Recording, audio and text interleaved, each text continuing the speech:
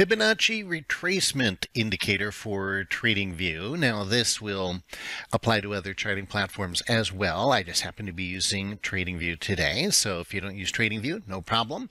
You can apply this same strategy to pretty much any trading platform that does have the Fibonacci Retracement indicator, which pretty much all of them do. All right, so what I want to do here is look at the big picture of the equity markets here, S&P 500 to be specific today.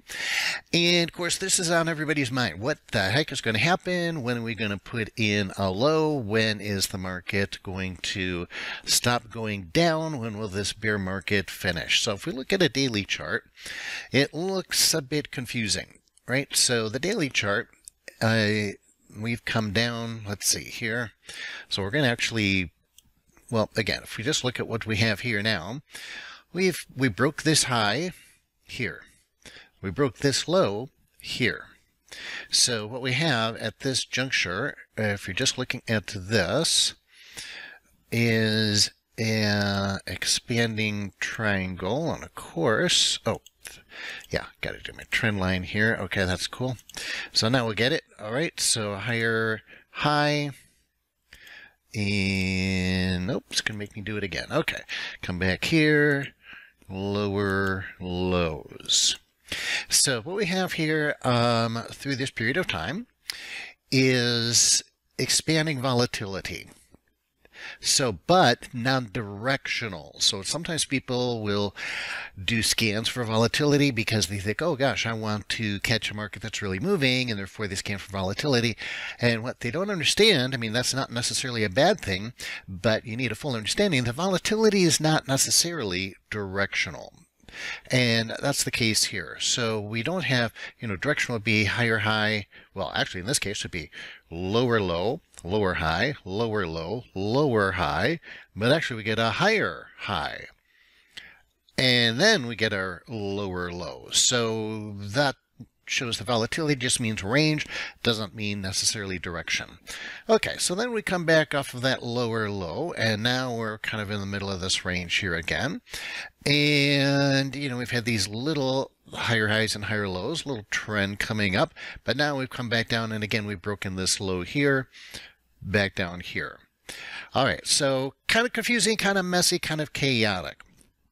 So let's go, what I want to do here then is to say, okay, so that's on the short term. What if we went to a weekly chart? Let's take a little bigger picture of this and see what we got. Oh, okay.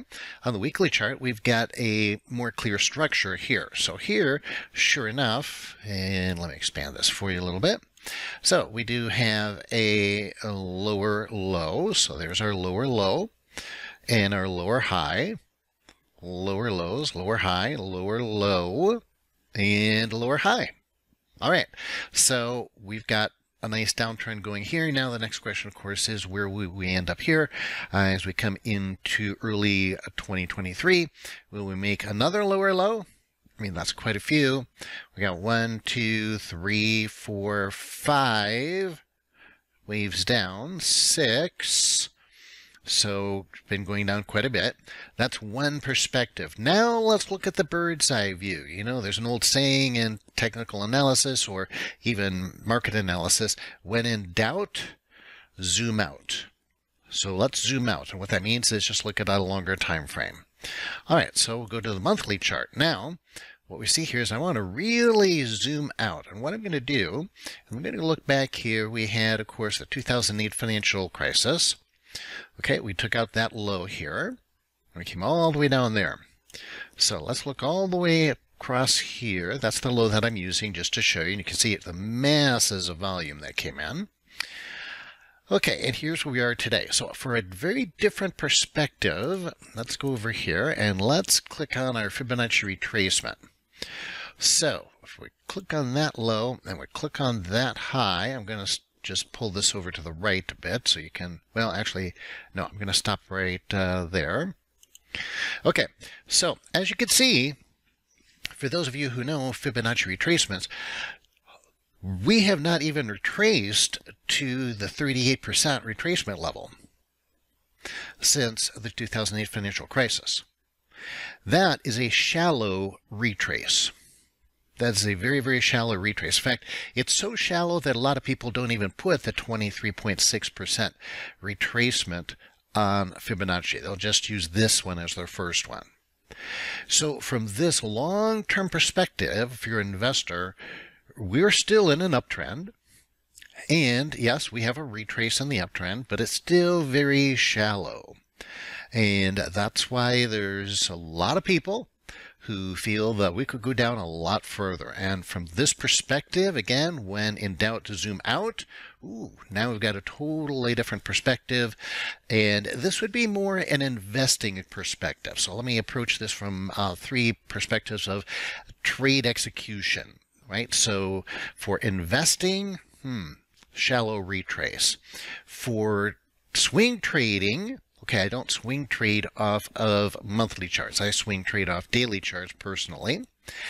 And so when we go back to our daily chart,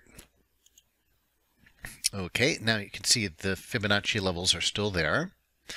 But I don't think this is very useful to take the Fibonacci from the monthly and apply it to the daily, because look, it's just the scale, the relative scale between there's 30 bars on the daily. Well, not quite 30, but there's 20 to 25, depending on how many weekends you have in there's never going to be 25, but let's just say 20, 22, something like that, bars on a daily chart relative to a 1 bar on a monthly. So these scales are just too out of whack. If we go to the weekly, any usefulness there? Yeah, maybe a little bit more usefulness. But again, yeah, a little bit more, but not that much. Right, so I would actually redraw the Fibonacci on whatever time frame you're trading. So for me, when I'm investing, I'm using monthly and weekly charts. So I'm going to take this off of here now. And when I'm swing trading, then I'm going down to the daily chart, because I can make money even if we break this low here. Okay, I can make money off the daily chart using other things. So let's take this and now let's put the Fibonacci level on there. Okay, Fibonacci retracement from this low. Now, see, I would do it from this low to this high at this point. And, okay, whoops, let's see where we can see it here. And let's just bring this over. There we go. In fact, let's bring it over a little bit more. Okay, so now we've gone down to a meaningful level. We've gone down half. And even almost touched the 61.8% level. But we're really hovering around half of the retracement from this trend up. So that's what I would use. So very important when you're using anything. In this case, obviously, we're talking about Fibonacci retracement indicator. But when you're using any indicator, any drawing tools, anything whatsoever, it's important to draw it on the chart that has the scale upon which you're trading. Trade relative to that and draw your tools relative to that. So, and there are people who will use longer term time frames and draw levels, and that can be helpful. It's okay, but just understand that it's not going to be as significant for your holding time in your trade, and it's going to be noisy. The lines, you know, as you saw when I went to the monthly chart, on a daily chart, price went above and below the lines drawn on the Fibonacci from the monthly chart. And so not very accurate, not very precise. Now, if you really want something super precise, get my timing indicator, my market timing indicator, and you're going to apply that to the time frame that you are trading. So you could use that on, and what this does is it helps you, well, I personally use it to enter every single trade I take. It's my tool for finding precise entries. I mean, literally to the penny, to the pip, to the tick. That's how accurate it is. It's my surgical tool in my trading box. And again, I use it on every single trade that I take. I give it away for free. to all my video viewers, so feel free to get it at indicatorwebinar.com. I've recorded, it's about a 45 minute video recording that is going to give you the indicator, how to set it up on your charts. By the way, it's an indicator already in your charts that we modify. So whether you're using Tradingview or pretty much any other trading platform, nothing you have to buy, nothing you have to download or import. We just modify a common indicator on your charts, and then I show you how to set it up on your charts, how to modify it, and most importantly, how to trade it. There's certain patterns on the indicator that you trade. Give it away for free. And really, it's the best thing I've come up with for my trading, and that's why I want to give it away to you for free to help you with your trading. So if you like this video and you want to get more, then subscribe to the channel. That way you'll be notified when I put out more of these free videos. And the more subscribers we get, the more people that we can help.